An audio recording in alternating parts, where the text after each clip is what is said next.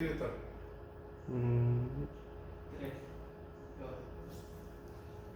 Muy bien. Vamos a continuar hablando de el sistema endocrino. Anteriormente ya hablamos sobre las glándulas que se derivan del endodermo y del aparato branquial. Vamos a hablar sobre tres glándulas que son muy sencillas, pero son muy importantes para complementar el sistema endocrino a grosso modo. Recuerden que el sistema endocrino es muy amplio y nosotros simplemente nos vamos a enfocar en la parte de su desarrollo. ¿Qué es la epífisis? O glándula pineal. Ella está ubicada arriba en el techo del diencéfalo. ¿Y ella cómo se va a formar? Se va a formar como una evaginación hueca del techo del diencéfalo.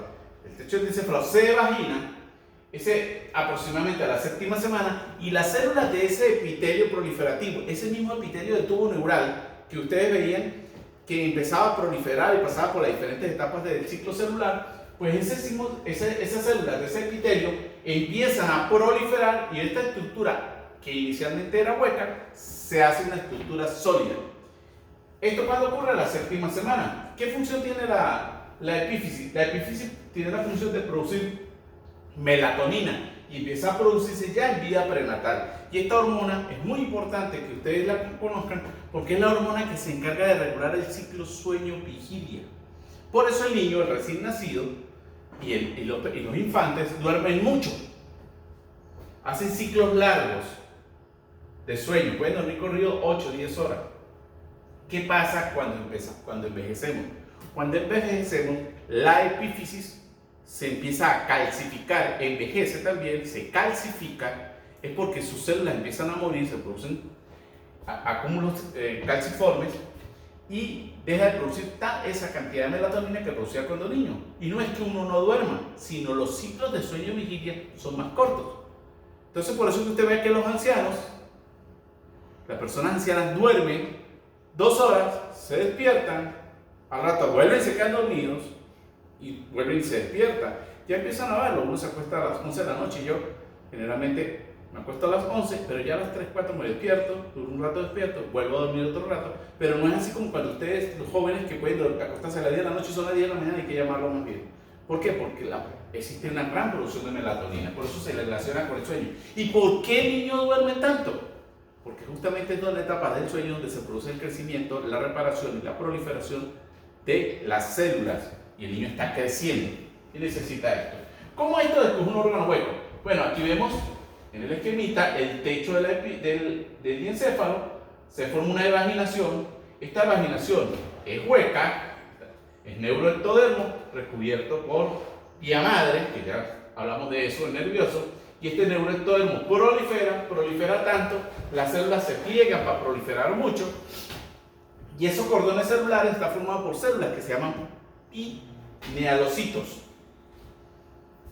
A medida que envejecemos, van a aparecer acúmulos de células intersticiales que se calcifican y entre los pinealocitos, que dice que es células de envejecimiento. Este detalle es muy importante que ustedes lo recuerden para el ejercicio profesional.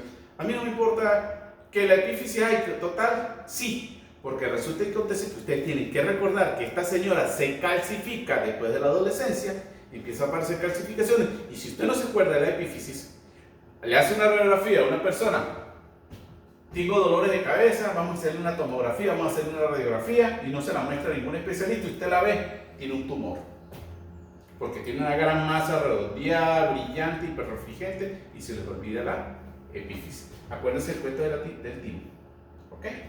En los niños. ¿Entendido? Epífisis, muy bien. ¿Qué es la hipófisis? La hipófisis la llamada también pituitaria. Recuerden que estoy dándole ese nombre de pineal y pituitaria porque son nombres clásicos. Ya ustedes no deben utilizar esos términos. Ella se empieza a desarrollar a la 4ª semana del desarrollo, es decir, inmediatamente después de los plegamientos se está formando esta glándula. Y tiene doble origen, porque está formado por 2 esbozos diferentes que ustedes ya conocen por histología y anatomía. Un esbozo que es anterior, que es lo que llamamos nosotros la adenohipófisis, y un esbozo que es posterior, que llamamos nosotros la neurohipófisis. La neurohipófisis. Entonces,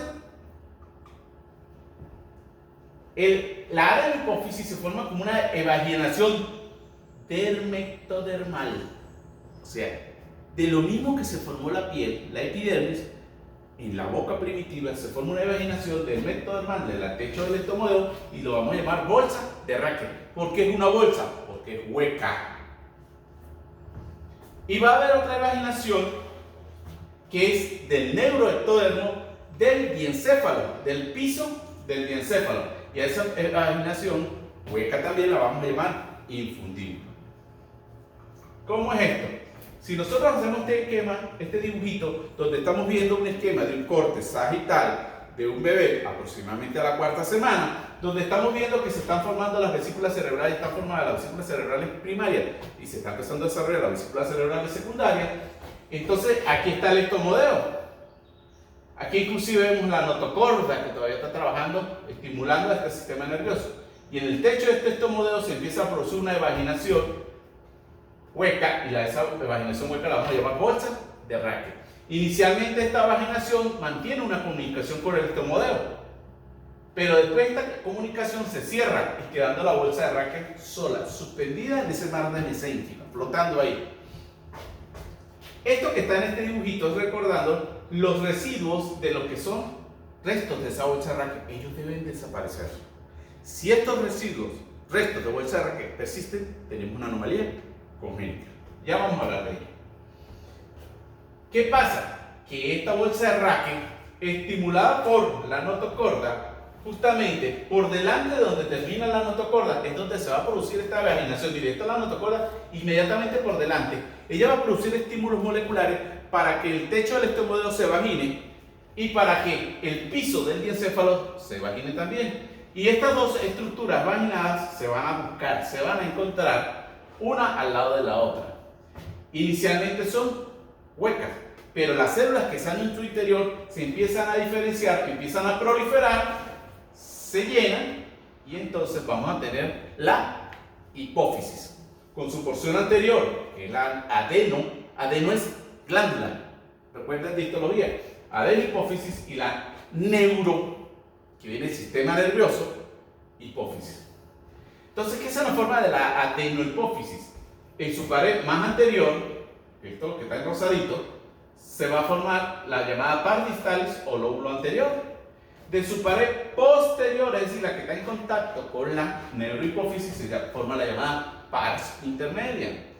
Y por encima, es como que la adenohipófisis busca, la bolsa de Racket busca al infundible y cuando lo consigue lo abraza para que no se separen.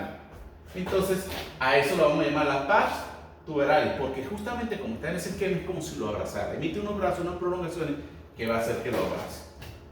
Al mismo tiempo, este infundíbulo, neuronas que están ubicadas a nivel del hipotálamo, empiezan a emitir prolongaciones y se establece lo que es el llamado sistema porta-hipofisario, hipotálamo hipoficiario, donde está representado aquí. Células emiten su secreción, unos vasos sanguíneos especiales que entran en el infundíbulo y lo depositan aquí.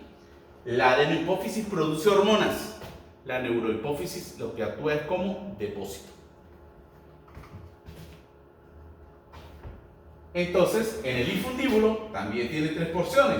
Una porción proximal, que sería esta, la que está directamente en el piso, que se llama inminencia media. La porción central, la que es abrazada, el tallo infundibular, y la porción más inferior o distal, la parte nervosa o el lóbulo posterior de la neurohipófisis. ¿Y qué se van a encargar de esto? Bueno, aquí los tenemos, los que nombramos en el esquemita anterior, las tres partes: la parte tuberalis, que es abrazada, que es la que abraza el tallo infundibular, la eminencia media y la pars nervosa.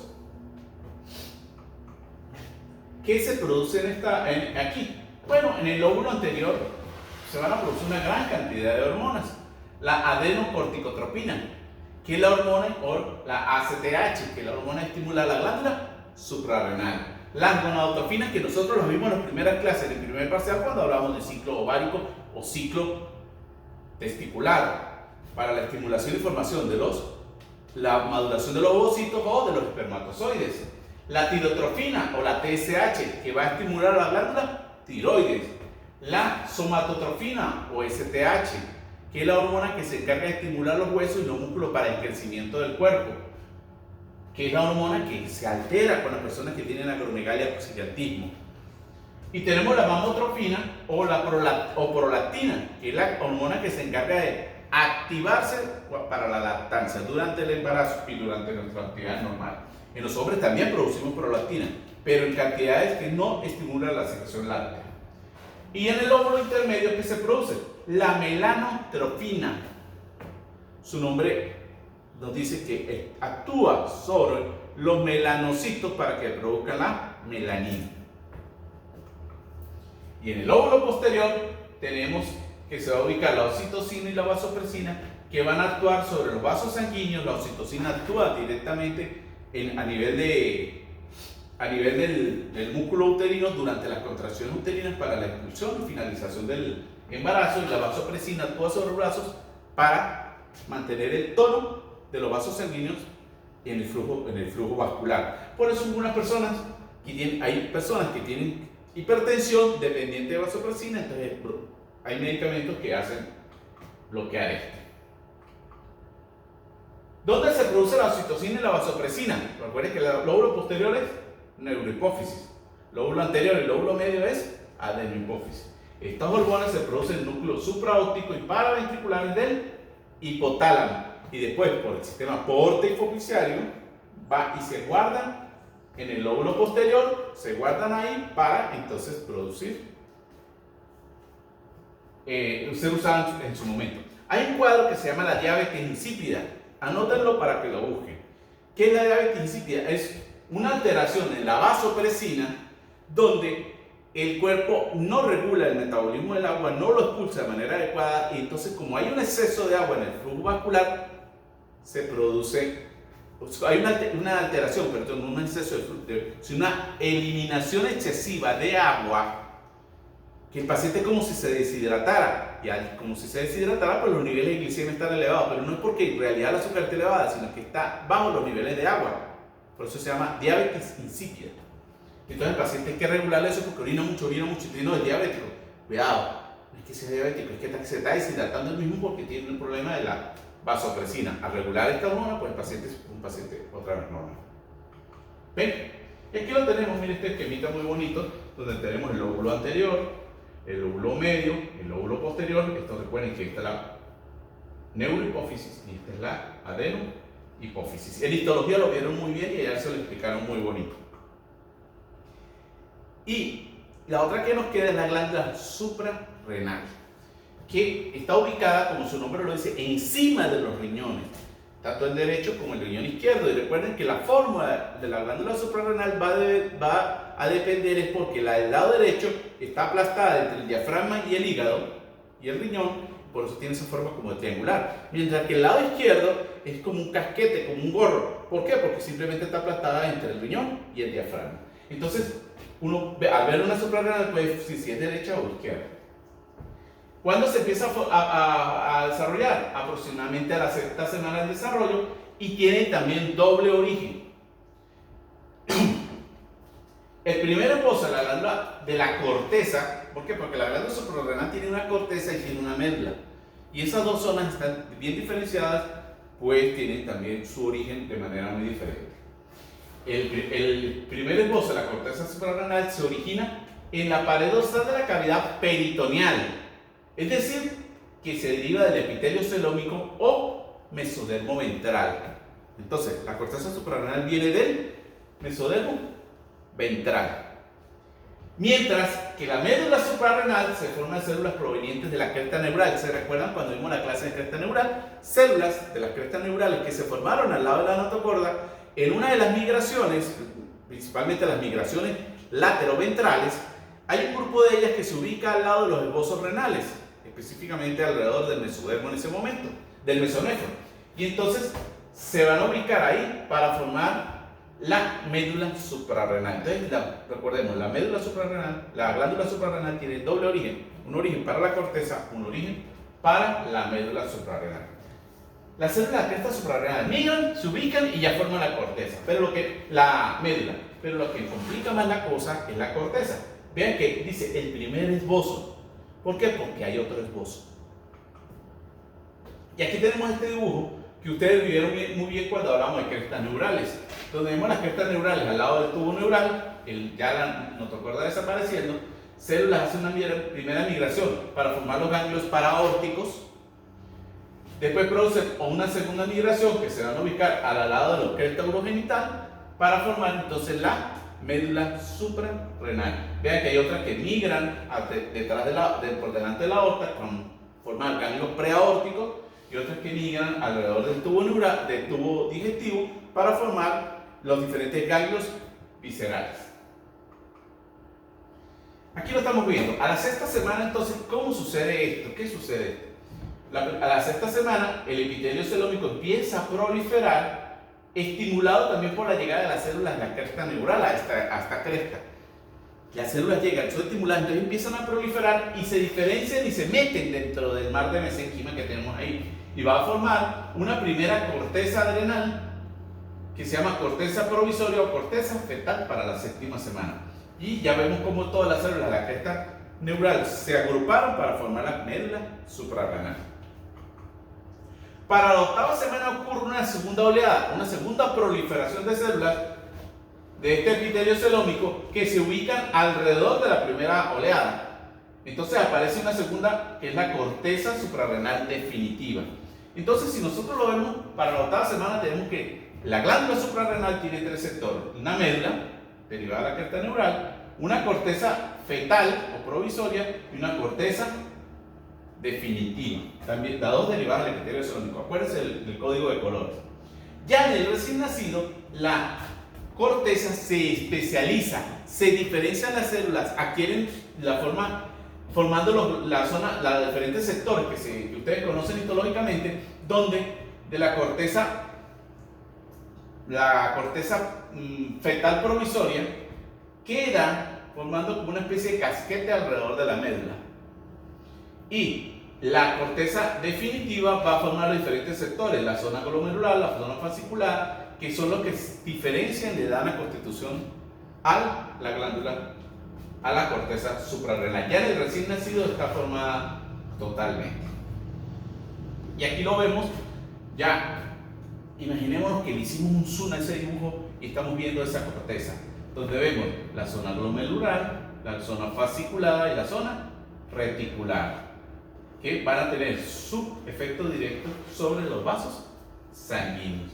Y aquí lo vemos, la médula, ya sabemos que la médula es origen de las crestas neurales. Tenemos la zona reticular, que es la que está pegada a la médula. ¿De dónde deriva la zona reticular? De la corteza fetal provisoria, que fue aplastada por la otra y se quedó como una cortecita chiquita. Es esto que nosotros veíamos aquí, miren, que quedó aquí, y entonces esa es lo que nos va a formar la zona reticular. Y de la corteza medular, la corteza definitiva, tenemos la zona fascicular y la zona glomerular. ¿Qué se produce en estas glándulas suprarrenales? Bueno, durante la vida perinatal, la corteza provisoria elabora andrógenos. Recuérdense este nombre: dehidroepiandrosterona. ¿Qué pasa? Que esta señora es muy importante, porque esta señora debe producirse, porque ella es la que me va a estimular a que la gónada primitiva se transforme en gónada masculina, o su ausencia que se transforme en gónada femenina. Ya lo vamos a ver en la respectiva clase. Y de la corteza se van a producir los glucocorticoides, como en este caso el cortisol, y mineralocorticoides como la aldosterona, que se encargan de regular los diferentes minerales del cuerpo. Los andrógenos, como son los que se producen en la corteza provisoria, los glucocorticoides y mineralocorticoides que se producen en la corteza definitiva, se sintetizan a partir de moléculas de colesterol fetal, que es aportado por la progesterona materna. Cuando ya el niño nace, ya él mismo busca su fuente a través de su alimentación, busca su propio colesterol. ¿Qué pasa?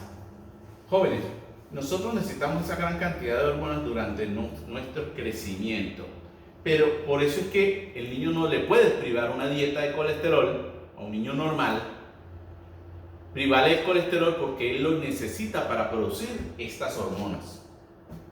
La joven, cuando está en su ciclo menstrual, y los jóvenes, cuando están en su ciclo de su espermatogénesis, necesitan eso para esas hormonas estimulen las gónadas. Pero ya en el anciano, por eso que usted ve que escucha que dice, no, tienes problemas de colesterol y triglicéridos, que tienen problemas de... Si usted ya va, pero si yo como lo mismo que mi papá, que tiene 60 años, yo como lo mismo, ¿por qué mi papá tiene problemas de colesterol y triglicéridos y por qué yo no? Porque el joven lo está utilizando para sintetizar hormonas, mientras que el individuo ya a los 60 años ya no está produciendo la misma cantidad de hormonas que producía el joven. Por eso también disminuye el apetito sexual, porque no se está produciendo la hormona en esa gran cantidad, porque el cuerpo ya está pasando a otra etapa. Eso deben saberlo ustedes. Los estrógenos que produce la placenta se forman a partir de andrógenos producidos por las suprarrenales fetales. ¡Ven, qué cosa tan interesante! No que todo el bebé le chupa todo, sino el bebé también le da mamá. Agarra esto, agarra un poquito de andrógenos, que no es mucho lo que yo tengo, pero te voy a dar esto para que tú produzcas estrógenos en la placenta. Durante la primera mitad del embarazo, la corteza provisoria es regulada por la gonadotrofina coriónica. Recuerden, ya hablamos de ella.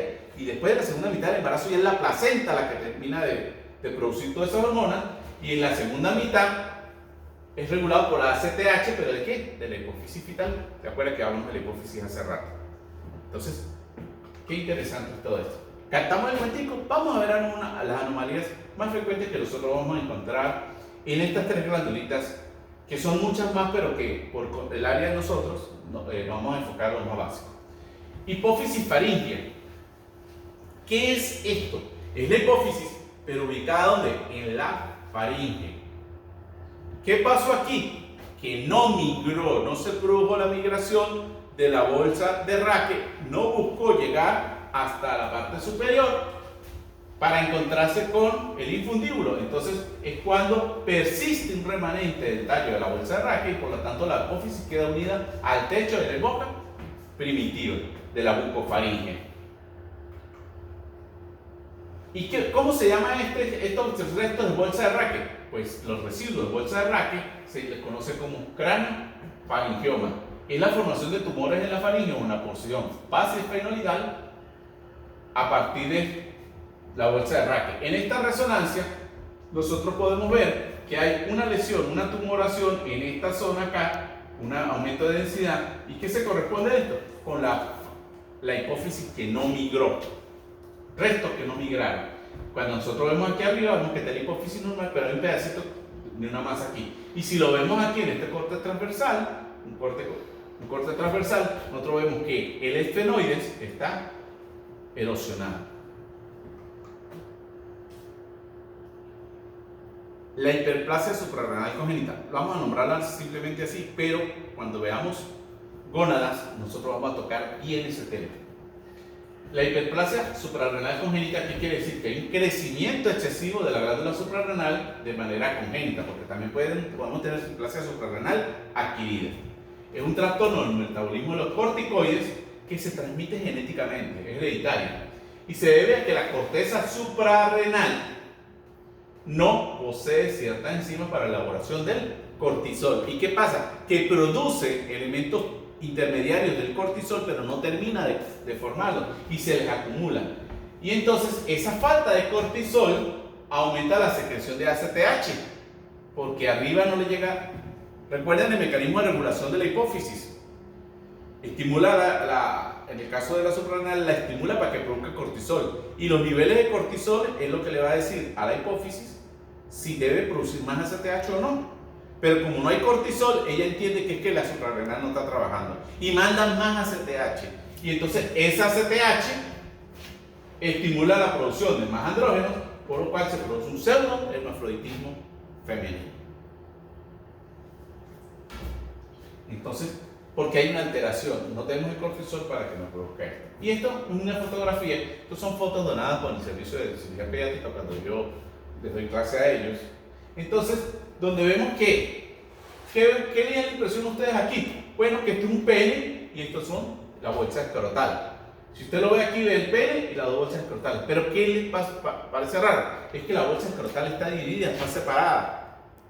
No son bolsas escrotales. No es un pene. Es un clítoris hipertrofiado con unos labios muy desarrollados, los labios mayores y los labios menores están fusionados. Entonces da la impresión de que fuera un niño, pero resulta de que es una niña. Por eso se llama pseudohermafroditismo femenino. Es una niña que aparenta externamente, parece que fuera un varoncito. Y miren esta que como se ve igualito. Usted lo ve y te dice, esta es una bolsita, esta es una bolsa escrotal, pero no, este es un pene, un clítoris hipertrofiado por el exceso de estímulo producto de la estimulación excesiva de la ACTH. Ya pues vamos a ver eso. ¿Ok? Ahí tiene ese martillo para que se dé por la cabeza para que le entre el conocimiento de embriología que hemos recibido hasta este momento.